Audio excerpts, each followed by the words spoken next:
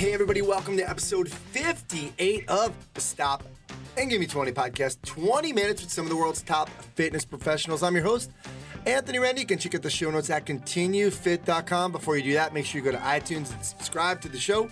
Please leave us a rating and a review. All right, for today's episode, I have on Rhonda Catt. She's the owner of Catt Conditioning Performance Center and Excel Fitness in Vernon, British Columbia, she's moving her facility. We're going to probably mention that in a little bit. She is one of the most decorated. I mean, the alphabet is behind her name. Come on. NASM, CPT, CES, CSFC, PRIF, RCFMS, SFMA, Honored Academy. There we go. She's focusing much of her energy into heart health and creating awareness for heart disease, having recently lost her soulmate and husband, Peter, to a heart attack. That's at hashtag share Peter story. And we're going to talk a little bit more about that. She's also auditioning. If you follow her on Instagram on Fridays, she puts a different dance moves up. I don't know. I think there's never once that you haven't broken out laughing during your It's Friday dance moves. Rhonda, thanks for doing this. Thank you, Anthony. It's always a pleasure to talk with you. Yes, and I just want to, you have to go on this Instagram account and just go there on Fridays, even if you don't go any other day, and just watch these guys dance. They're crazy. I have to say, we usually do all of that in one take. We are pros. Oh boy. Yes, why do I believe you? Yeah, we like making fun of ourselves. There you go. Good stuff. You guys are awesome. All right, let's get into this. What is your story? What's that spark, early roots into your fitness lifestyle? You know what? I actually wanted to be a PE teacher. I loved sports. I loved just being active. And then I did 2 years for that. And I was like, this is not what I want to do. And I was actually training, like I was working out at the same time, and seeing people in the gym kind of going like, what is that person doing? It's such a lame story, right? Like, and I'm like, you can be a trainer or whatever you want to call yourself nowadays. That's what I want to do, and that's kind of how it started. It's such a lame story, but yeah. So how did you get into training though? Like, what started you kind of even going to the gym? Because I think, the teenage girl, you graduate high school and then you start going to college and you start gaining weight and you're like, what is happening? That was me. Yeah. It was like, okay, well, how do I now do what I did in high school? And what about playing sports? And you're continuing on that route, but it wasn't as focused of a lifestyle, right? Yeah. And I just asked a friend, hey, you want to start going to the gym with me? And that's how it started. Nice. That was a long time ago. Did you play hockey? I started playing hockey in my early adult years, actually. I never played when I was a kid because there was no women's hockey. There was really no place to play. It was all boys, which is obviously different and which is obviously amazing now. There's lots of opportunities for females.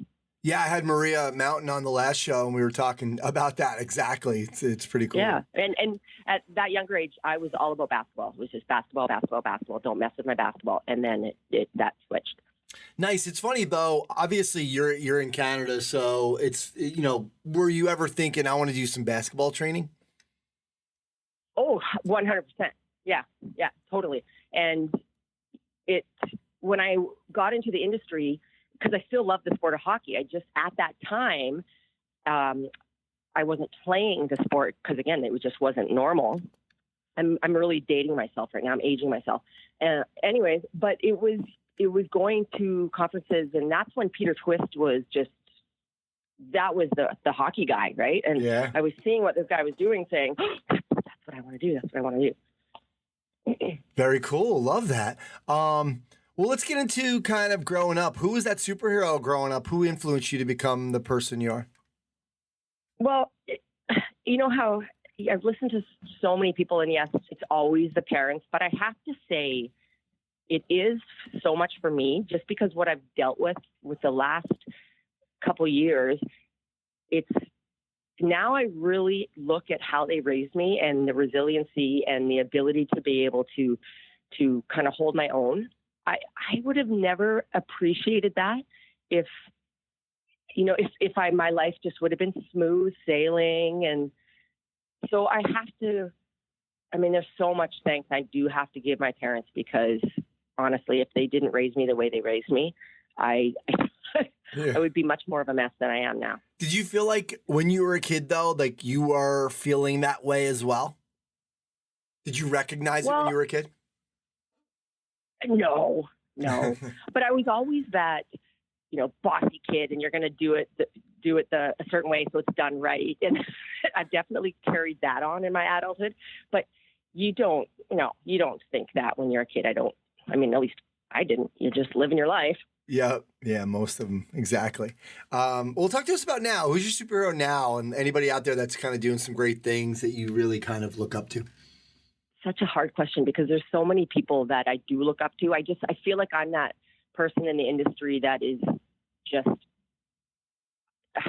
I feel like I'm always behind. I have to learn and I have to learn and I have to learn. And there's so many amazing people just in the industry wise that I just look at them and go, they're so freaking smart. I want to be like them. But on a personal level, I think it's my parents, my boys, they're the ones that are making me truck along and just keep going. Yeah, I hear you. And I hear you about the industry because, I got into the business later in life and I kind of always felt that way as well. Like I worked in the bar business for so long that I didn't get to this business till I was like 36 or 37. So I kind of was like, oh my God, they have like a 15-year head start on me. So I always I used to call it the gray cook effect because every time I saw a gray cook, I'm like, why am I even doing this stupid thing now? Because like I'll never do it. Exactly. That's how I feel. But you know what? It's so amazing to know that there's still so much to learn and there's so many amazing people out there that are willing to share. So I call myself the educational whore because I love learning. Yeah, you did. And I'm like, just keep going. Yeah, you got it. That's good stuff. We'll talk to us, who you want to be a superhero to. Who are you trying to reach? You got a couple of things going on, and I know we're going to end up at Peter's story, but who are you trying to reach with your message? I do definitely have to say my boys because I cannot fail them. I'm the only one they have now. I can't teach them all those things that their father could have taught them. Mm-hmm. So, oh man, I hope I don't fail as a mother. But it's definitely now that after my husband died, it's getting to those individuals who just don't think about heart disease or don't think about that chance of having a heart attack. And it's not so much saying to people, hey, I need to be that person that's going to inspire you to start training or start working out. It's changing those mindsets, right? Of it's time to educate yourself a little bit more. So maybe if I educate you on maybe signs and symptoms and changing that mindset, then you're going to go off and you're going to share that with somebody else. So there's a potential of just a roller coaster effect of helping people and saving lives because most people out there have the same mindset that myself and my husband used to have. It won't happen to me. It's not, a heart attack, or if I'm super healthy, it'll never be an issue. And then look what happened to my family. Yeah, and let's take a step back and tell the story because it's not like you're going around talking about obesity because Peter wasn't obese. No. And it's November of 2016, right? That he passed away. He had a heart attack. Can you just tell that story? Because this is not some like where you're walking around saying, hey, you got to lower your cholesterol, or you're talking about healthy people, right? And there's some signs out there. And so give us the story.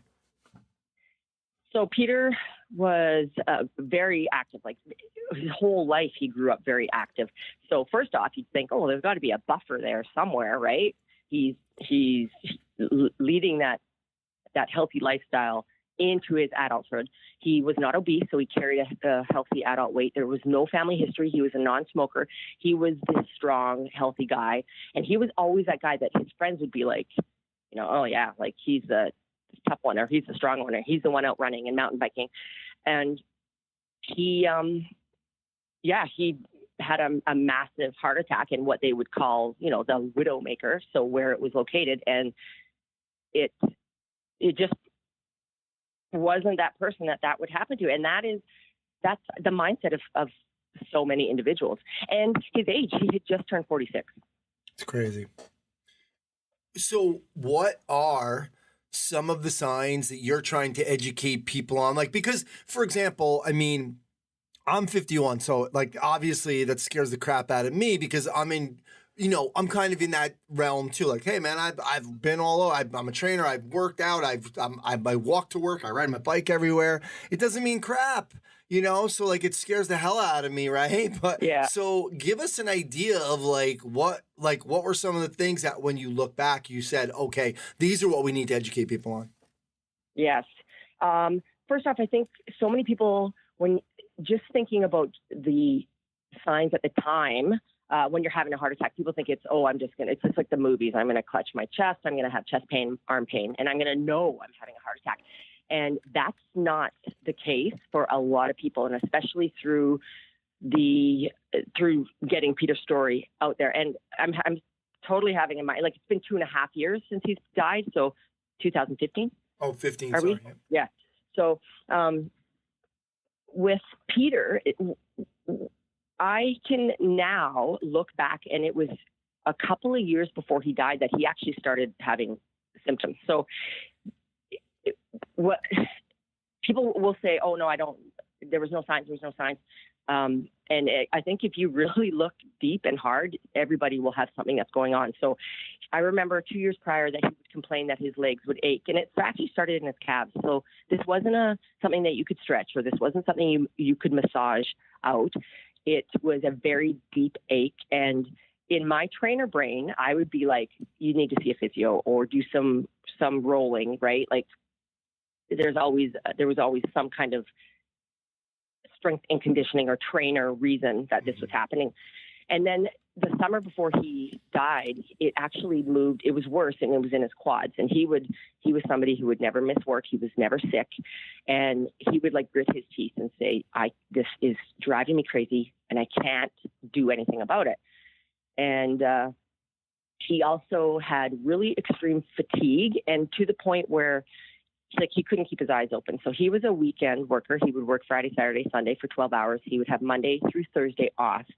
And at first we started just to blame his work day, 12 hours on his feet, moving around, busy. And I didn't know what he did at work. So I just believed him, right? So it was like, no, it's just, I'm tired from work. But he would come home, basically eat dinner, fall asleep on the couch until I would wake him up and say, hey, I'm going to bed. And then it got worse. So during the week, he was just so fatigued. He felt like he just really couldn't accomplish a lot through the day.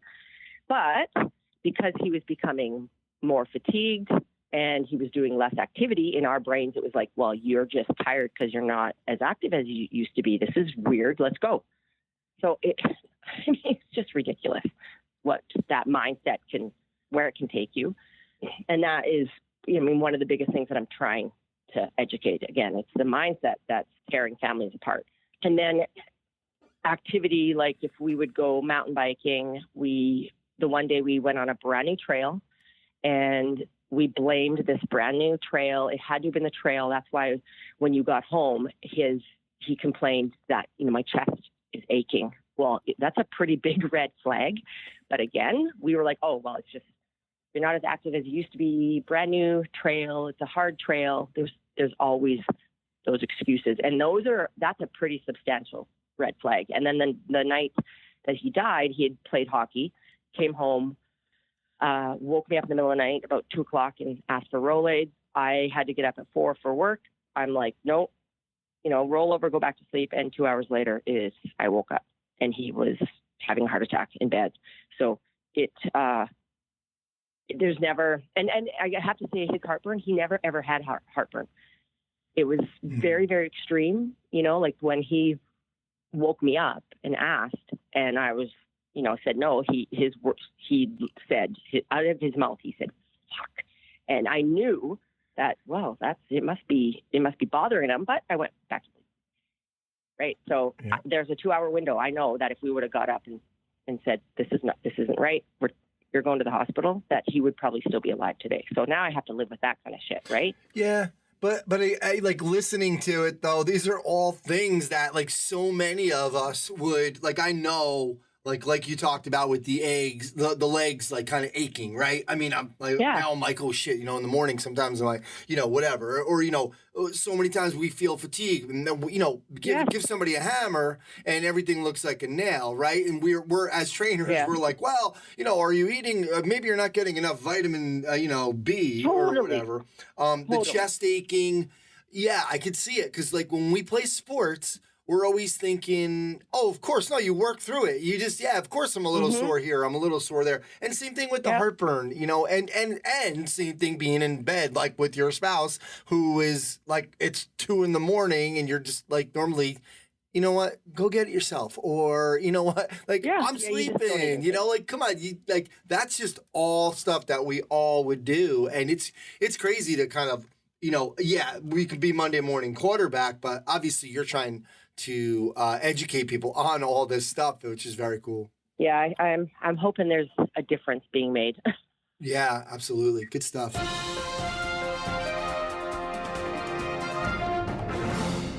All right, well, now it's time for the Marigold Bar Stop and Give Me 5 segment. 5 rapid-fire questions and answers brought to you by Marigold Bars. Grass-fed protein, gluten-free, non-GMO, no preservatives, and they taste amazing.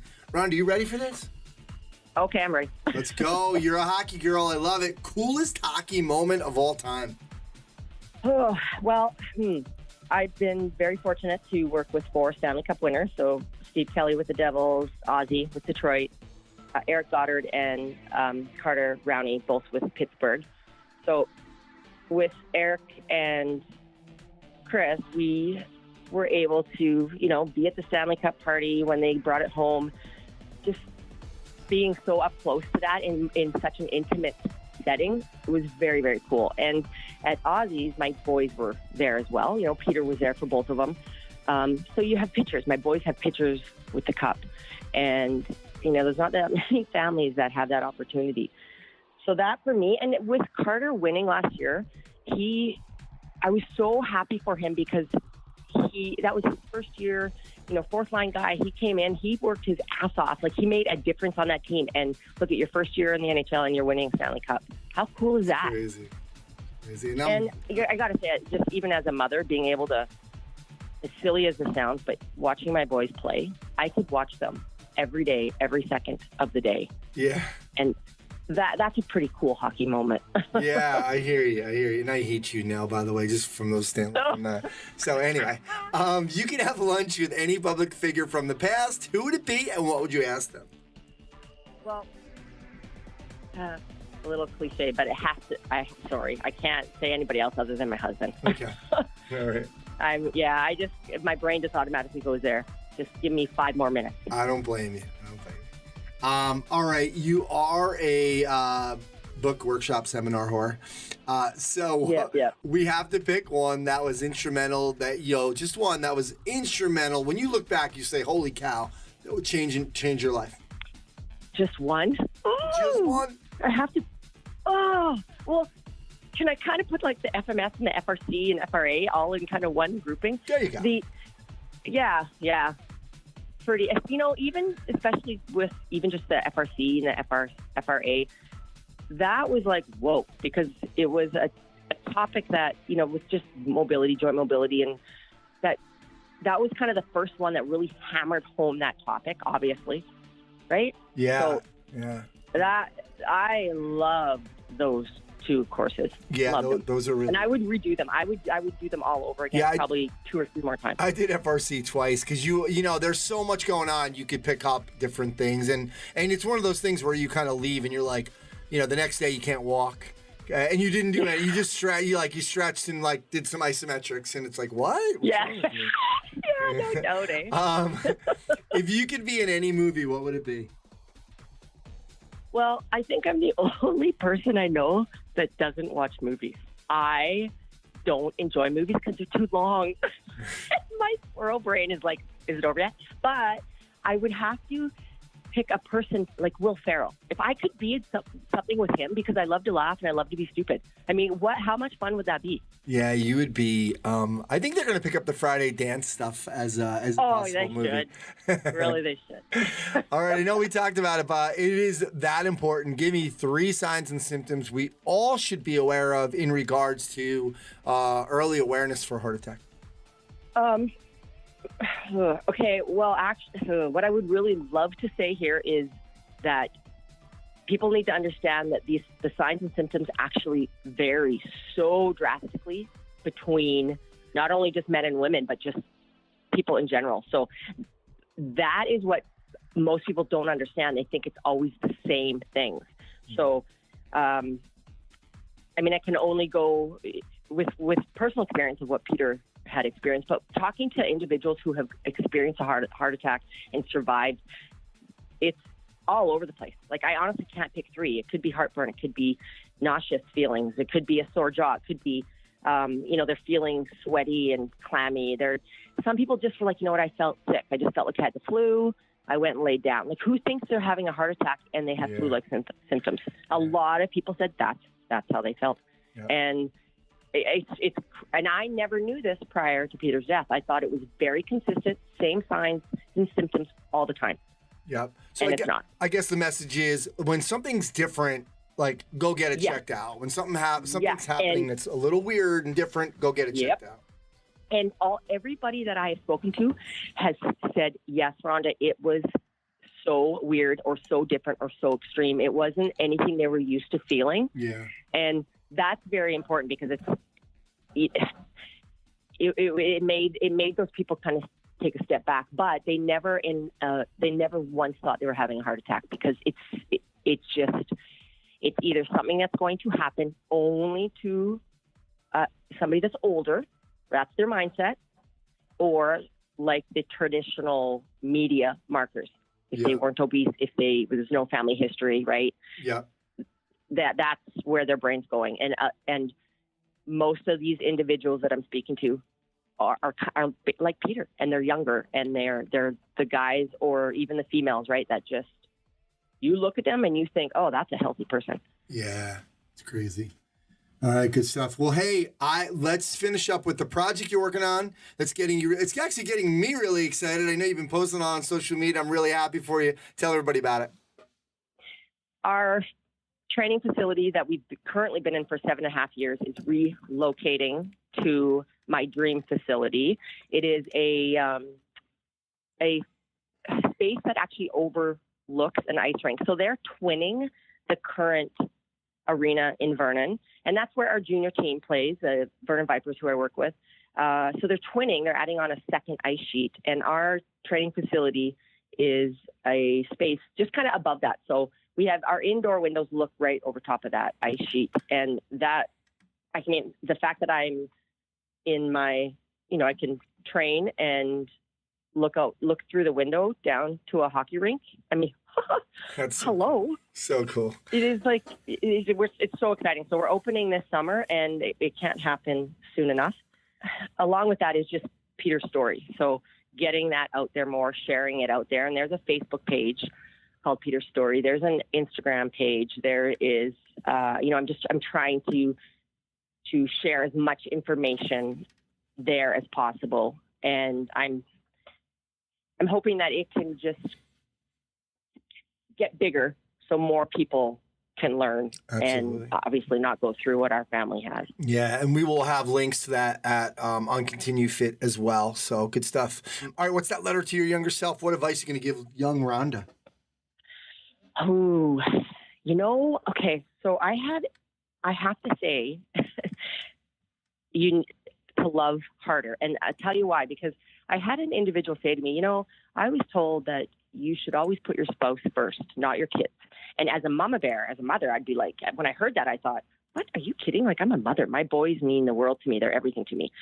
But now with Peter's death, I get it, because we get so involved in our everyday life, our tasks, our work, I have to pick up the mail, and I have to do my dishes, and I have to go here, and I have to go there. And we're working. And if I was working during the week, my husband was working during the weekend, but that was life, right? And we just thought that was just everybody's normal, husband and wives, they always bitch and complain. And now I get it. You need to put each other first, make time for each other. I always tell people that I think life actually blinds us from love. It's actually death that allows us to look at it and go, holy shit, I actually love that person more than I ever thought I could, or I have way more appreciation of that word, right, of love than I ever thought I did. It's death that makes us realize what it actually means. So if you have somebody in your life, you need to definitely make them first. They are your number one priority. Yeah, great advice. And, I think it's so inspiring to see you kind of spread this message and to kind of take something that obviously is really negative in your life and to keep pushing on. So thanks for doing that. And again, I'll make sure we have all the links to everything at continuefit.com. So Rhonda, thanks so much for coming on. Thank you. The one thing I'm missing is the video, so I can watch you talk with your hands. There you go. Talk more than I do with my hands. Yeah, it's no contest, believe me. All right. Thank you. All right. Well, that's going to do it for episode 58 of The Stop and Give Me a 20 podcast. Thanks again to Rhonda Catt. Make sure you check out all the links to all her stuff at continuefit.com. Thanks to Marigold Bars. High quality protein with all the premium ingredients. Check them out at marigoldbars.com. Don't forget, please subscribe to the show. My name is Anthony Renda. Thanks so much for stopping by.